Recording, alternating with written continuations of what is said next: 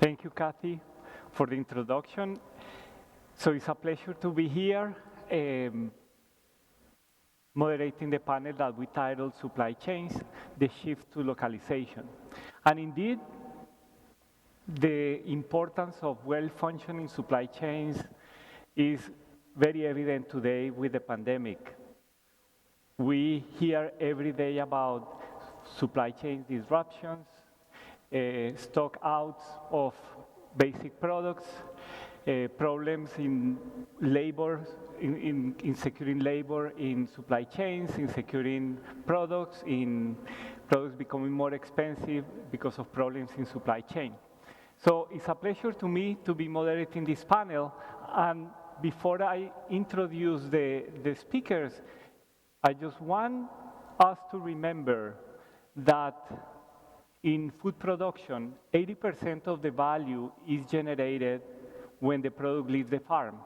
Thus the importance of food supply chain. So today it's my pleasure to have three distinguished panelists. We have Michael Kreher is a partner of Kreher Family Farms.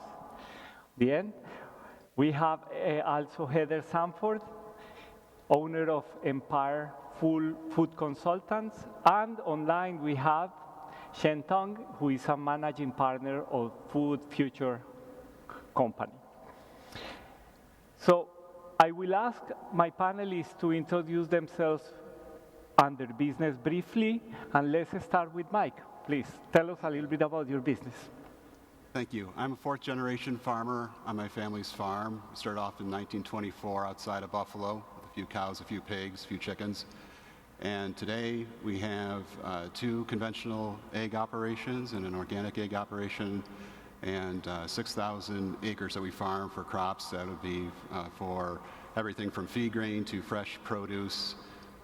We also have recently added greenhouses where we grow transplants as well as flowers. Our customers are primarily grocers up and down the East Coast.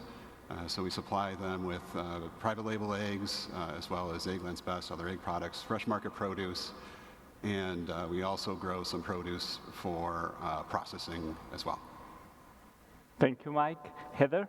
I love it. Thank you so much for having me here today. So my name is Heather Sanford, and I'm the owner of Empire Food Consultants, where I really specialize in working with small to medium sized companies around their CPG, that last 80% of value production for egg products. But most of my professional life was one of the founding farmers and owners and butchers of the piggery in Ithaca, New York, and that's really where I became kind of introduced to supply chain pressures and issues. We were a pasture-raised pig operation. We also built out one of the smallest USDA processing facilities and eventually launched a CPG line that was nationally distributed. So. Thank you, Heather. And Shen?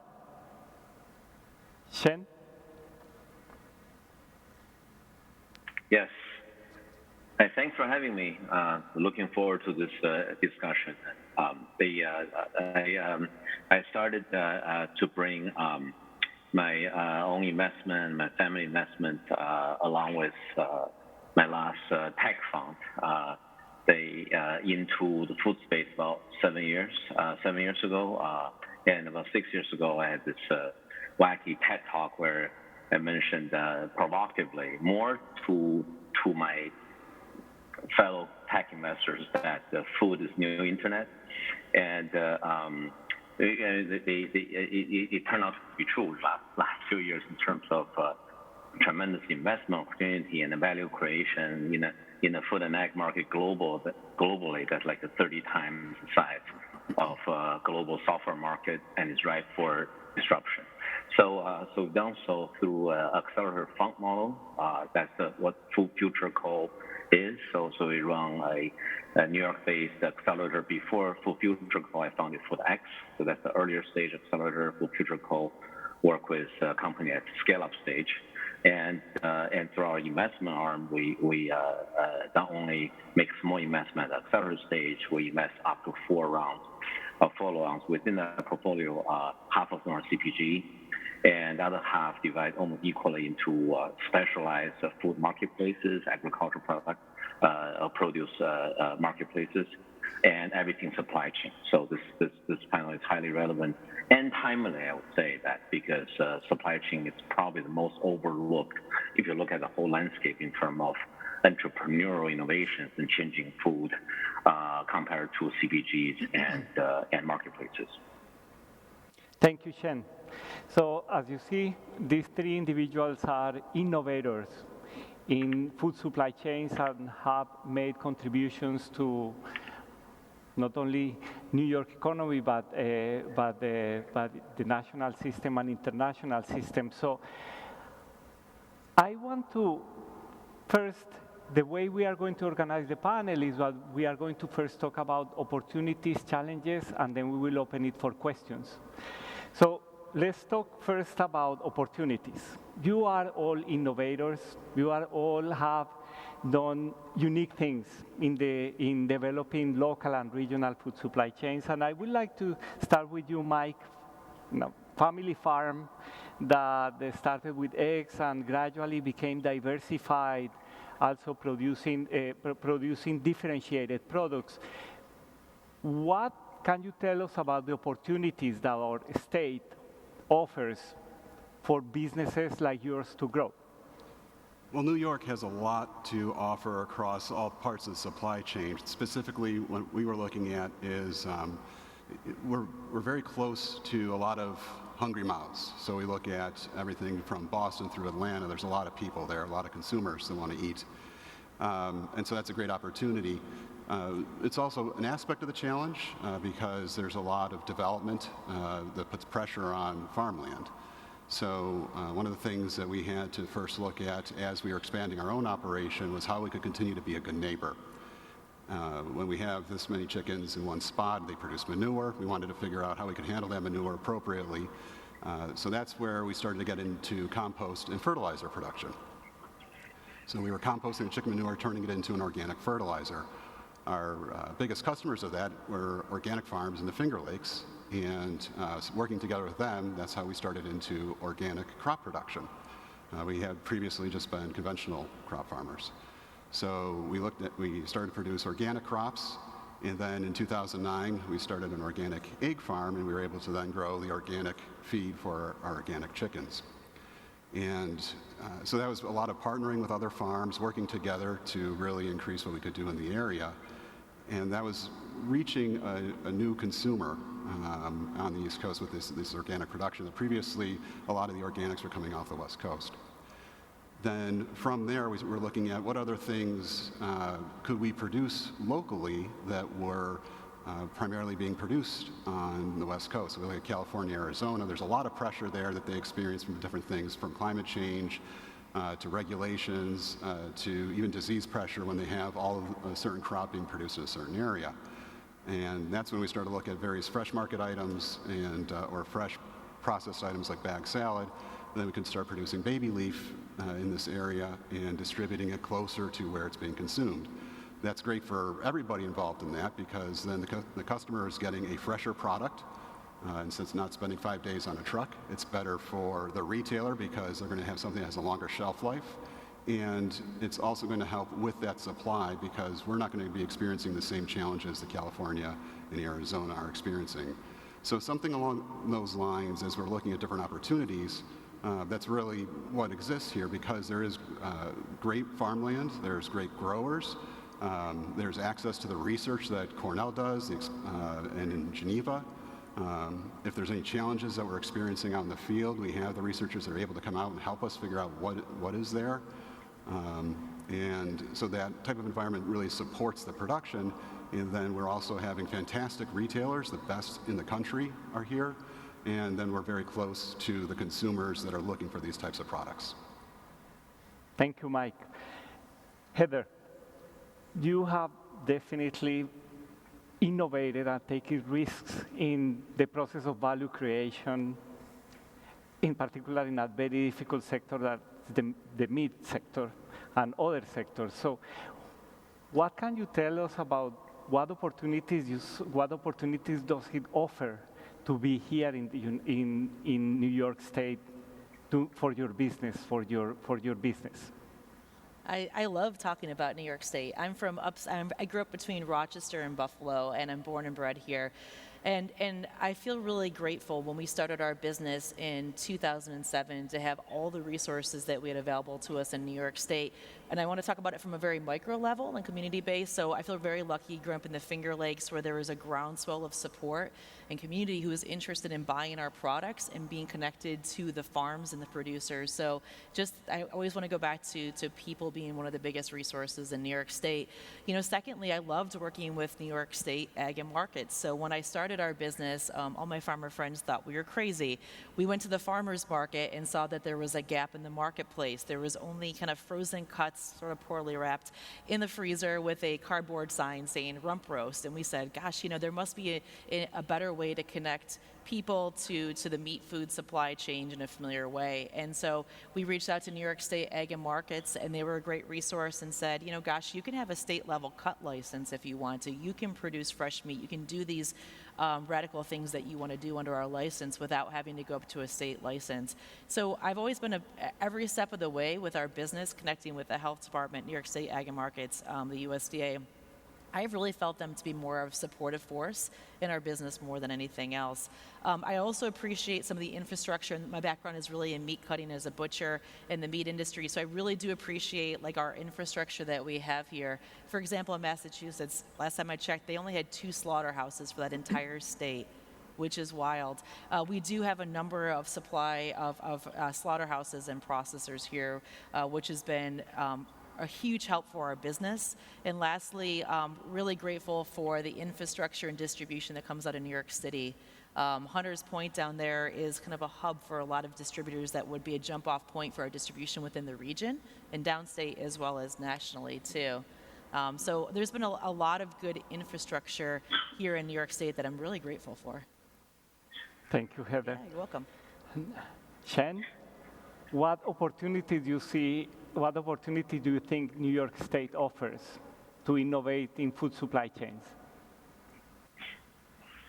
Well, our perspective has come from a global perspective with a particular emphasis on in the United States and North America market, which is a single market. It's the largest market both in terms of volume and in terms of margin, right? For better or worse, that's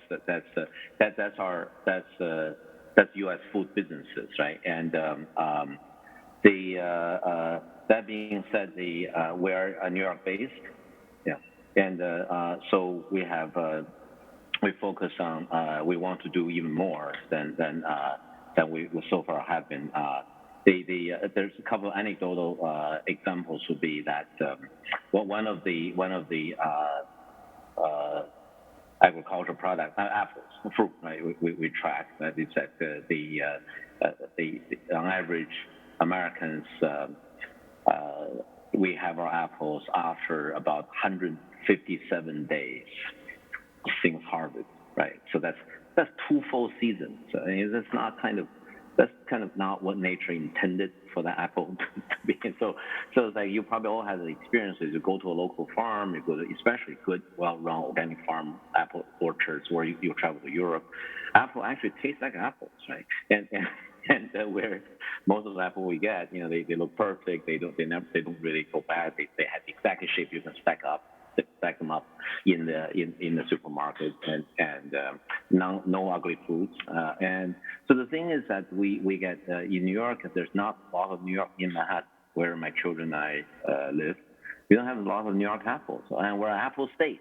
I think that says a lot. So now, through our lens, I'll talk about opportunity in the sense that the most unique thing, especially given my tech, media, high growth investment background through early stage, multi-stage venture capital, is that different from most of the technology-driven innovations, the food and ag trend is led by the eaters and the communities and the consumers and families.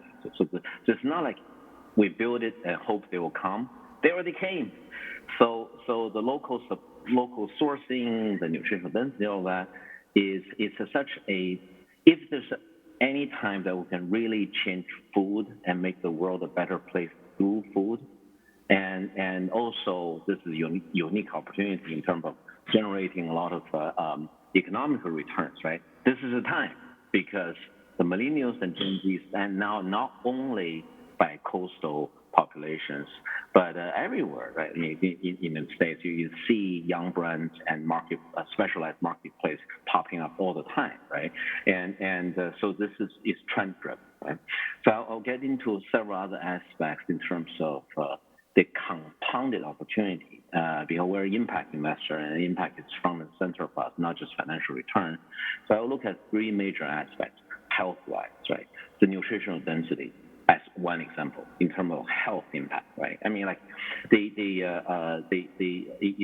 takes multiple conventional apples to equal to one regenerative organic apple in nutrition, right? Think about that, right? It's like the calorie and the chemicals, both are things American populations and Europe populations don't need, right? We don't need more calories, and especially calories full of chemicals, right? The nutritional density and the satisfaction, the cultural aspect of eating a really good, locally produced organic apple, it's just tremendous. So for health, that's just one example. I mean, the reason that unfortunately we see globally, but starting with the U.S., that our population are overweight or obese, over 70% of our population, adult population, right? Over 70%, right? And overweight and have all those food-related chronic disease and hungry for nutrition. They're eating a lot of calories full of chemicals, but not enough nutrition, right? So the health impact is tremendous, and then no healthcare system. I don't care how smart, how well designed, how much stakeholders at the table from insurance, all that. No healthcare system can work without food as medicine. There's no way. And we are what we eat, right? The food, how the food grown, whether it's live animal, soft animal. So the health benefit. There's a social benefit, right? We look at our local food hub companies and local supply chain circular economy concept. We effectively, by rationalizing the supply chain, we're shifting significant amount of economics toward the farmer. In the U.S., this is a phrase, and then we have a panelist on the table, but I would love to hear more. That perspective is that you don't want to get farmered, right? Because they don't, like each food item on average in the U.S. now, only 15 cents out of dollar goes to the food, right? So as we rationalize supply chain, as we source more locally, as we're more rational about the supply chain, so that we actually get New York apples cheaper than most of the apples in Manhattan at one time. It's all from Peru, right? So we just give you some numbers. Our local supply chain companies and platforms, on average, add 80% more to the farmer's income for each B2B orders and 60% more in each B2C orders. So that's just, and this is just the beginning. We don't even have the scale yet. When we do, and we're not factoring carbon into the equation yet, right? So with those disadvantages and without substantial subsidies compared to industrial farms, the local farms we can already do that for the farmers. And the third aspect is environmental, which I kind of touched on already, right? And think about that apple we talked about, right? On average, each food item in the U.S. travels 1,500 miles. 1,500 miles, right? From the northeast part of our state to New York City, that's not 1,500 miles. And it makes sense because think about the carrots, right? We're a carrot state too, but New York carrots are short and fat, right? Because of the rocky nature of our soil, where we all eat this bright orange, long carrots, because 90% of that is 3,000 plus miles away. It's from California, right? So the transportation alone by sourcing local is 20 times of saving on fossil fuels, right? And now we get into even more promising greenfield, no pun intended, that is soil and water. It's all about soil and water, and they're carbon sinks, right? So the compounded environmental impact through food is tremendous. Here's some macro numbers, right? Food agriculture alone can sink carbon and reverse global warming more than the entire clean energy field. It's the number one category, according to 700 scientists in the project called Drawdown Project, right? It can reduce in the category we're focusing on, ethnic food, local sourcing. Those 8 categories together can reduce 20% of greenhouse gas reduction, right? I mean, that's pretty significant, right? So really, we can make the world a better place through food. And financial return is that I mentioned again, food is new internet to the extent that this is still largely overlooked areas by institutional investors. And this is also intuitive because the eaters are voting with their forks, with their dollars, right? If we make it available, they will buy it, right? And it's a supply chain and supply situation because demand is there already. On a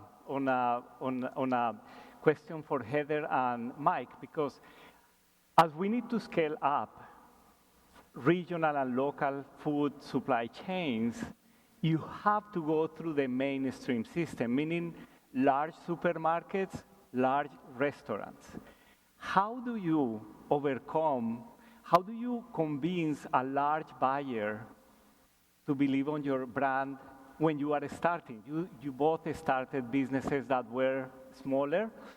Same, Shen supports startups. How do you overcome that? How do you convince them that you are an important proposition of what they are selling to the end consumer? Is that to me first? Yes. All right, Mike's like, you go first, Heather. It's a great question, actually, and it's a place I've been in a long time. As I mentioned before, with our brand, we specialize in nitrate-free pasture-raised deli meats. That was really the cornerstone of our business. It was localized out of New York State, and we had to go up against the biggest brands out there, like Applegate. So how do I walk into Wegmans? How do I walk into these big chains or even smaller stores and say, hey, take a chance on us? And I think the biggest, I'm just one person who tried, right? But where I found success is a couple ways. Is A, believing in your product. You're showing up because we had all these farm stories backstage that we were talking about. We breathed it day in and day out. And being able to show up and convey that to the buyer of the store, and you want to reflect back something that they want to hear. And so what I mean that is like they're looking to increase sales on their shelf. And so if you can walk in our instance and say, gosh, I can place a regionally produced, upstate New York, pasture-raised, non-GMO, family-raised, this is the picture of my farm on the packaging, in the same price point that you have your Applegate Organics on, can you give me a test try? That's how you convince the buyers to take you in. You're reflecting back what they're hearing from the consumers, what they want, possibly what their management is saying to them is an initiative within the store is to buy local, to buy regional. But we have to be able to, I say this a lot to my clients too, it's like we have to show up in a way that's familiar to the grocery infrastructure right now. We do have to have our packages the same size. We have to be somewhat in the same price point. And if we can add the frosting on top of that, of like, we're hitting these other points of pasture-raised, local, all those things, then you have a really good chance of making it on the shelves. But then a lot of it goes back into dependence on the supply chain. So you only get 1 or 2 chances to make it on the shelf. And you have to show up there every single week with your eggs. You might get one off week, but if you miss more than 1 week, you're off the shelves. And so we're also, as a brand, as a farm, as a producer, having to be very reliant on like what our distribution chains are, whether we're self-distributing or we're using regionalized distributors. So all of those components going in are what you need to be successful in working with these larger producers or larger distributors in grocery stores. I think it's important when we're talking about supply chain to really, kind of lean on like the most popular word of the day, which is disruption, So yes, it's important to make it into the Wegmans of the world and the Tops of the world. They're great grocery stores, but we have to find other alternative distribution methods to reach the consumer. To kind of cut out that 30% markup so we retain those margin points and make our products more viable if they're more expensive to produce. But we just have to give ourselves more security in the marketplace too. there's a lot of horror stories out there of maybe some of our bigger grocery stores trying to brand out and not really having a lot of brand dedication and knocking you off the shelf at some point. And you really have to be diversified as a brand as well. So those, long story short, is like you have to know what you're doing. You have to have your production in place. You have to be solid. You have to be consistent, and you have to have trust in like your distribution that you can show up for those stores. And if you can convince the buyer of all those points, then you have a chance of getting on the shelf. Mike. So what Heather was saying there is was listening essentially to her customer, to listening to the consumer, and addressing some of their pain points. And so that's when, if we go back to say 2016 or so, as the West Coast was experiencing these really bad droughts, there was another trucking shortage at that time, and we're now experiencing a similar thing during the pandemic. That disrupts the supply, and the grocers do not want to have empty shelves. They're already struggling with that right through the pandemic as it is. And so a local supply chain can provide solutions that, even though we've gotten really good in this country of this very consolidated, efficient, inexpensive way of getting food to the shelf, it's not a solid foundation. And the pandemic showed that. As soon as we kicked it, it started to crumble. So by being more regionalized in our approach, we can provide fresh, healthy food to the consumer in a manner that just we weren't capable of before, as we were going through these challenges, be they climate challenges or a pandemic. And so the retailers realizing this, and they're having conversations, how do we diversify our supply chain so that we can provide our customers with the food that they want when they want it. And regionalized supply chain, and therefore the products that are produced in New York, are the answer to that. Thank you, Mike. So in this context, because of the pandemic, we have realized that our supply chains are focusing too much on efficiencies, just in time, lean supply chains. Now we are shifting the paradigm to be more flexible supply chains, just in case supply chains, etc. And I would like to ask the panelists, how do you see and we see a lot of innovation in the ways food is distributed, direct distribution, lots of technology involved in distribution. How do you see the distribution channels for local food in particular going toward the future? Are they going to go through our traditional supermarket restaurants or more direct to consumers? And I will start with Shen.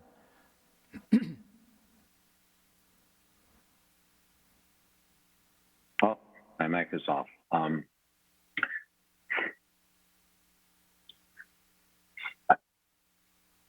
There's multiple challenges facing, and part of it is just a kind of a logic of disruption. I mean, in this case, it's not a new technology or new scientific discovery.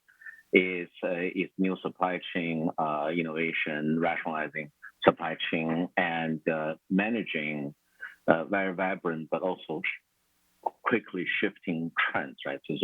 So our core thesis, you can think about it as bringing farmer closer to the consumer, and do so locally, sustainably, and in a resilient way, maybe organic, regenerative way. Right? So the challenge is, I'm actually looking at our New York farms, right? Right now, we have, for example, in Baldwinsville, New York, Emmy and Sons farming, where our New York berry blend. In some bags we have New Jersey as well, so it's regional, but mostly New York, right? And how about the farm one in Walcott, New York? That's Cajon Farms, and that has our tart cherries, New York tart cherries, local grown. I'm very proud of that one, and I didn't grow them. I just take credit for it. But it's just being able to provide that. In this case, is flash frozen stack of facilities and services to basically help them with offtake and literally shift the season. So it's also solved the food waste and both food waste, locally sourcing issues.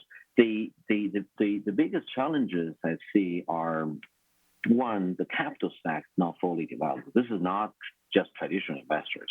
At the federal level, our platform company that's helping local sourcing are getting consistent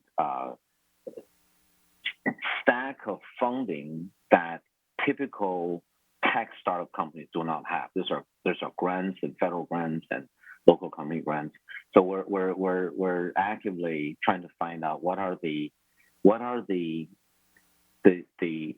state and local support that put not just helping the farmers and the new startups to play catch-up game with other more attractive investment targets, which are generally in tech and in other categories, crypto and real estate, whatever, but put them really systematically ahead of other types of entrepreneurship, other type of startup companies, right? So this kind of so agriculture, local, state, and federal funding that really create innovative private-public partnership. That's very helpful. So there's a whole capital stack and talk about it for days. I won't do it here, but that's always challenging. Then there's also, it's not in really effective working with farmers and bringing new concepts, new supply chain concept, new technology. It's more a cultural challenge. So there's a real investment you need to make with time and trust that, and it's uneven, right? You look at the dairy farms and the egg farms, right?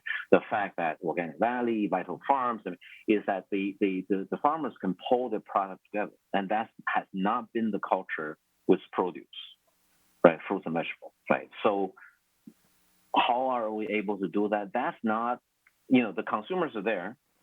The supply chain innovations are at the point of breaking out, and there are gradually over the last 5 years, I've seen tremendous increase in visionary investors start to move their dollars from just tech and finance into food agriculture, right? But just like growing, just like taking care of soil, there's a lot of resilience in nature. If you work with nature, that will shorten the process, right? But the culture of the farming family is something that could be a challenge, right? And how they see and share a vision that really works for the whole value chain, from really literally not just from seed to fork, but from soil and water to fork to plate, right? And then another related but different challenge is entrepreneurial and business skills. Farmers are tremendous. Farmers are the most smart people I've ever met as a category, right? But when it comes to modern contemporary technology, entrepreneurial and business skills, it's just a very different culture, right? So this is where the state, the academia, the innovative private-public partnership can really play a central role. It's not just nice to have, right? So that education is that helping to create that ecosystem that marries the two cultures, so we can more effectively and faster, in a quicker way, to bring farmer closer to the consumer and create the value along with. Thank you, Shen. Heather and Mike. Yeah, same question. I was going to say, I could just listen to Shen all day. I'm just going to say it out loud. I really enjoyed all that. I want to pick up the baton. I mean, I'm laugh. I want to pick up the baton from there. I think something I love to talk about in this conversation is another part of the supply chain. It's not just where we're starting with the raw materials, which are our farmers, and not just the end point when the consumer is buying that product. But I think there's also something in between that we need to talk about that I feel strongly that we've made some great strides the last decade, but I feel like that we would benefit in our communities in our state if we really invested in more processing. So we do have some vast processing, and again, I kind of mentioned I come from the meat world. Yeah, we have capacity to slaughter pigs, to slaughter chickens, and do cut and wrap and do cuts. But I am concerned, and I have experience with myself, my clients, like not having enough of what I consider next level processing. So if we want to be competitive in the marketplace and entice New York State residents in the region to buy our products, we have to create products that are familiar to our consumers. Those are, in the meat world, those are things like deli meats or charcuterie, and not just like fresh raw chicken cuts. Pâtés, bone broths are very popular. I loved, there was a company I was working that's actually competing here at the competition, and when we first started the mentorship, they were going to start their production down in Mississippi because they couldn't find the proper processing up here. And they do something super cool, which is they're taking raw vegetables and fruits, doing very minimal processing, retaining 98% of that nutrient value in a cold processing solution, and making shelf-stable foods. And so, if we can have more of these co-packing processing innovations that create products and can take food from Mike's awesome farm and put it on the shelf, I think that's going to go a long way in creating a more diverse and stable supply chain here in New York State.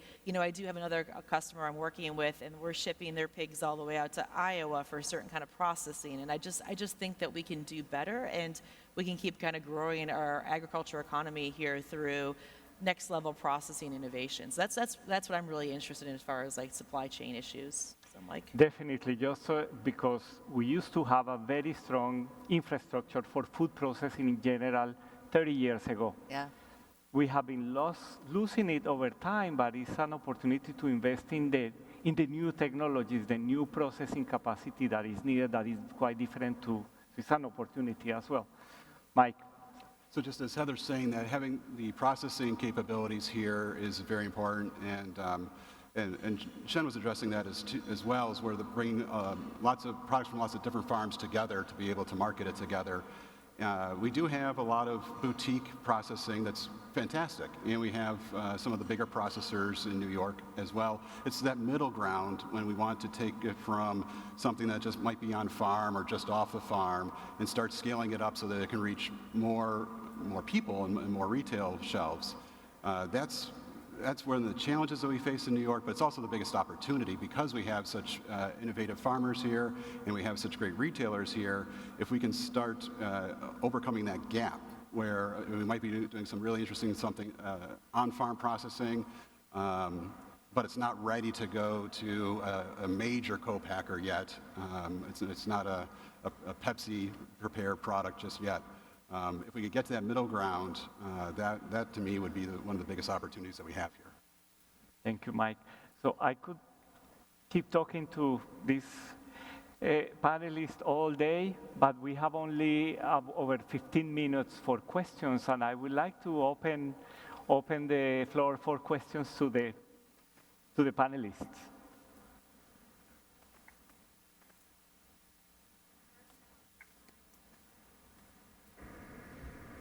Can you hear me now? Yes. First, I want to remind our in-person audience that they can submit questions by visiting grow-ny.com/chat on your mobile phone or laptop. And our first question comes from Dan, and he wants to know from Dr. Gomez, have you analyzed the $1.2 trillion infrastructure bill? And if so, can you comment on what has been allocated to the farm community? Yeah, that's a very good question, very important question. In what I have followed about the bill, there is relatively small amount towards food and agriculture sector without knowing the details. I don't know if the panelists have followed the discussion. Not enough to comment well. Yes. Yeah, sorry. So that's a very good question, but there is just very superficial answer for that question because it's a very important question to follow. And then for Heather and Mike, it would be great to learn about opportunities you see for investors to support a shift towards regional production, thinking equity and debt are both part of the interest. Who wants to take it? I can start. Yeah. So just as I was talking about, the middle tier of processing is so important. How do we add value and involve the farm in that? Because just as has been talked about several times here already, is that the amount of the consumer dollar going back to the farmer is a very small percentage compared to what's going everywhere else.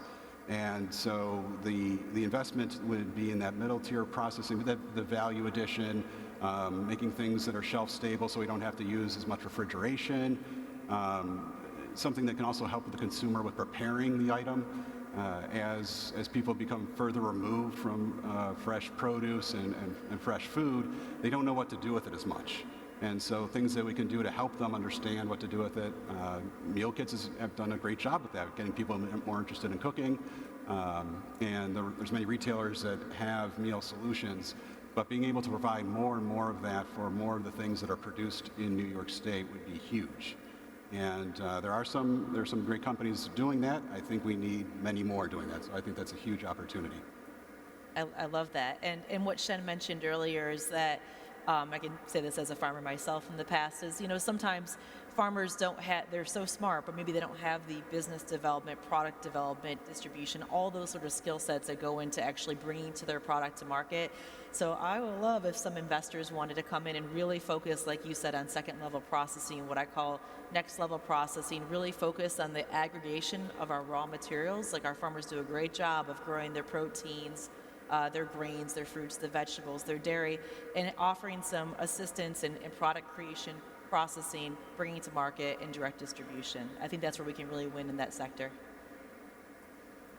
Thank you. I'll chime in a little bit, if I may, even though the question wasn't directed to me, is that this is incredibly important. I mean, like you can hear Mike have been talking about it, but it's also from our vantage point, it's also a typical innovator's dilemma in the sense that, I'll give you an actual example of middle tier processing of a state-of-the-art freezing facility that it took 4 years and to have return on investment, right? But now they cross that point, and not only they're really become highly profitable because this local freezing facility, flash frozen, can sell only slightly lower than organic flash freezing, so it's a command a much higher premium, which trickle down back to the farms, right, and the freezing facilities, right? But also they look really smart, right? But 4 years investment, right, which get back to the heart of the question, is that we really have to look at the situation as a challenge and opportunity. I mentioned challenge earlier, which is that these are physical facilities and physical goods. So inventory financing, debt facilities, and especially with the local angle, and again, this is even before U.S. as a policy factoring in carbon and in the economical gains of shifting dollars to farmer community and its ripple effect. Even before that, right? These are the kind of things other company, other investment, high growth investments, they don't have this opportunity of having a full stack. We call it full spectrum of capital. Anything from federal, local, state grants to different debt facilities that you can actually press and get really low interest. And so when you need $6 million investing in that facility or in that farm to get organic certification, you can get as much as $3 to $5 million out of the $6 million from non-equity investment. That is tremendous. Your cost of capital is 5 times, 6 times lower than, say, a typical tech company. That's a competitive advantage. But we need to help to build a whole ecosystem, grow a whole ecosystem, to really help the farmers and all the stakeholders in the value chain to really see that and work together. Thank you, Shen. And if I may add something. In our research, we have learned also that in local food systems, culturally, sometimes hard to convince farmers to move from a model that is high margin by low volume, selling directly to consumers in the farmers markets or in a CSA, to a larger volume with a reduced market, and that's a big leap to do. So, next question, please. What supply chain factors that changed during the pandemic do you think are here to stay? Excellent question. Who wants to take it first? I'd say one thing that I thought was, I thought there was some really exciting, it feels wrong to say that, some really exciting things that did come out of the pandemic.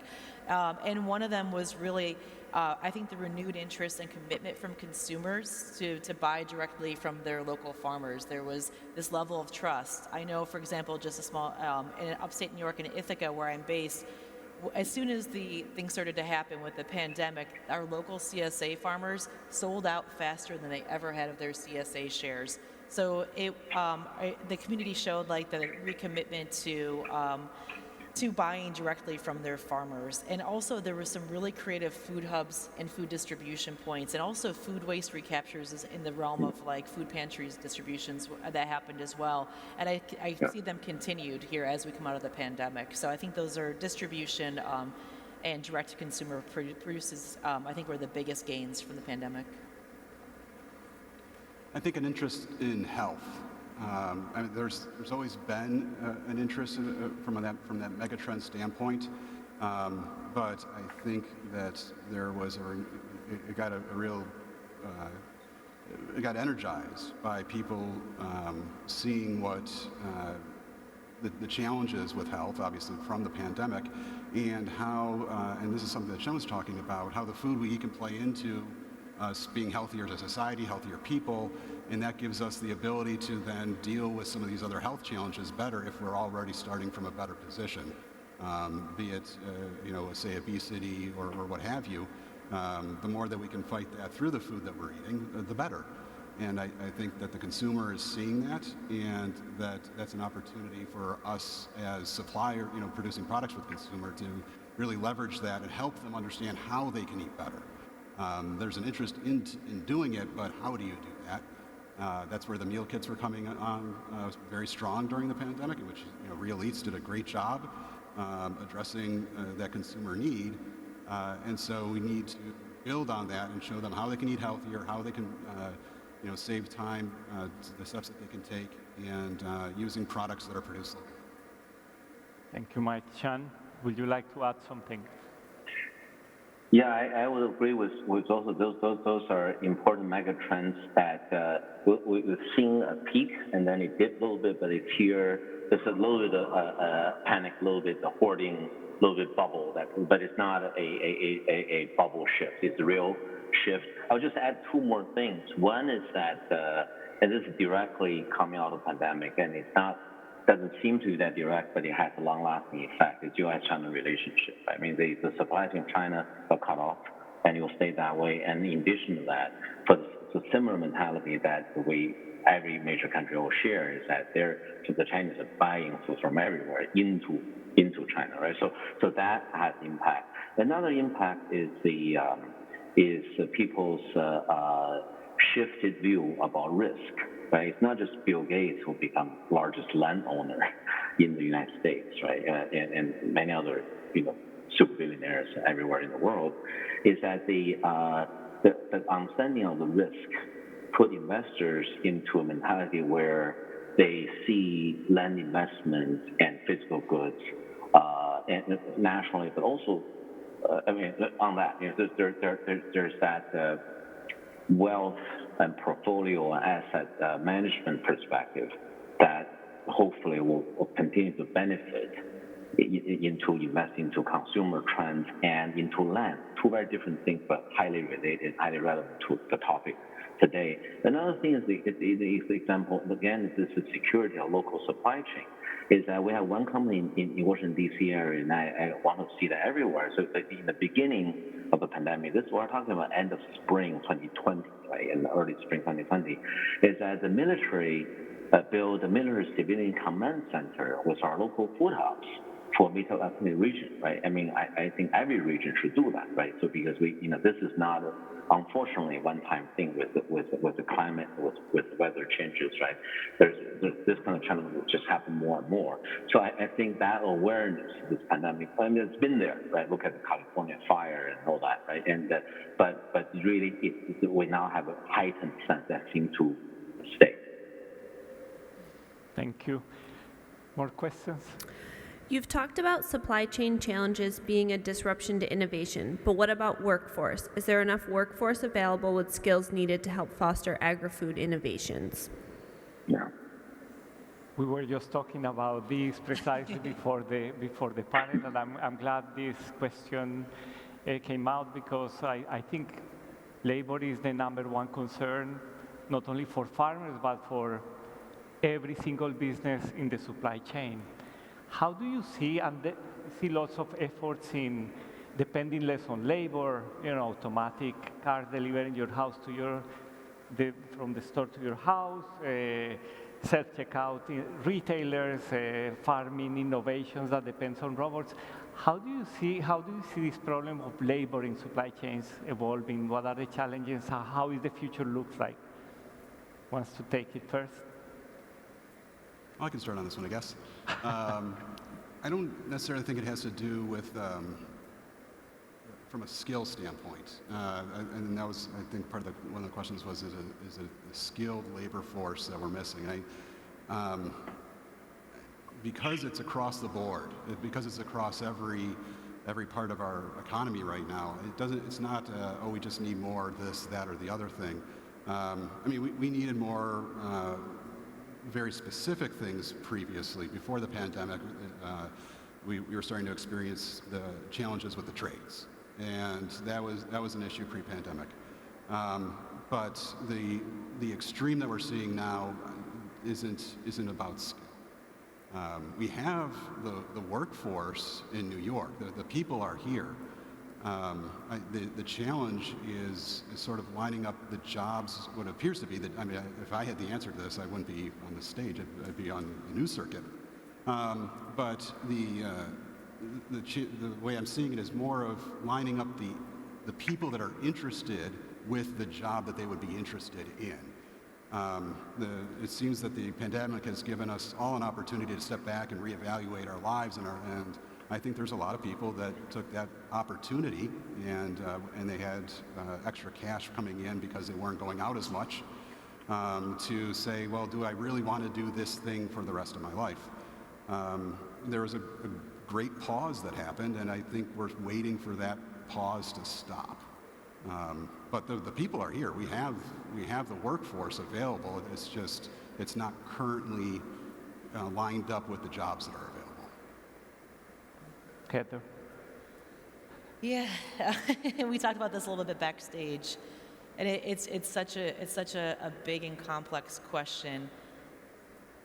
I think the fastest answer I want to give is that as producers and entrepreneurs and business owners is that we always have to find ways, to create value for our team, which is they're integral to the fabrication of the food that we grow. And I think we'd be remiss if we didn't acknowledge that the workforce that we're talking about the last 2 years were very integral to being essential workers in our communities. They showed up in a lot of times when some of our work all shifted to our home environments, which were safer, and it was a scary time. And a lot of our food is produced in tight quarters. Our slaughterhouses, our meat cutting facilities, where people are much closer to each other for 8 hours, and working in those environments. So if we're going to continue if we're just talking about agriculture, and I know the labor issue is actually spread across all sectors, but if we're going to talk about labor in relation to agriculture, we have to provide value and safety to our workforce and want them to come. I agree. I don't think it's about skill, but it's creating a space where people want to work and that they're engaged in. And part of that goes to wages. I know some of our conversation backstage there's a lot of questions about how do we reduce our labor costs. I'm not so sure if that's the conversation we should be having. And lastly, as I know as I was saying backstage as well, is that we're part of, agriculture and food production, the work we do, we're just one part of this whole capitalist cog. There are pressures on people, every single day, making their rent, paying their bills, paying their car insurance, and us reducing those costs doesn't necessarily make a lot of sense in the complex web that is capitalism. So anyways, long story short, I agree. I don't think it's skill, but I do think we need to create workplaces that make people want to work there, and that's monetarily and safety-wise. I don't know if Shen has any ideas. Yeah, and we are out of time, so I will let Shen close his remarks on the question and any other final remarks that he has. Oh, me? Okay. Well, Yes. It's a serious problem. I actually don't have an answer. At this moment, I look at the two ends, the whole value chain, right? You ask any restaurant owner, there's a real serious shortage of labor, and it's been a long time story. Look at the average age of our farmers. So people don't want to be farmers, right? That's the two ends, and now my co-panelists, especially Heather mentioned a couple of challenges during pandemic, right?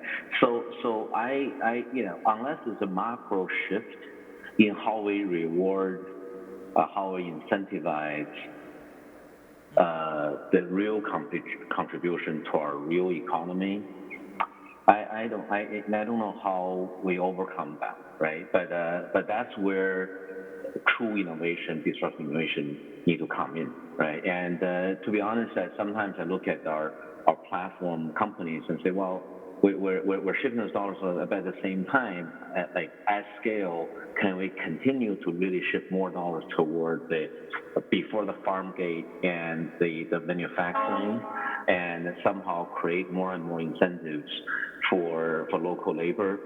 That's still an unanswered question, because as much as our companies are social entrepreneurs doing, they are still not at scale if you look at the percentage. But there's a serious shortage of labor, and to echo what my co-pilot said, we have, I think it's phrased as a great resignation, right? It's like some 4 or 5 million people resigned in the last couple of months, right? Because the safety, health concerns, and income, right? So that's a big one. Yeah. Thank you so much to Miguel,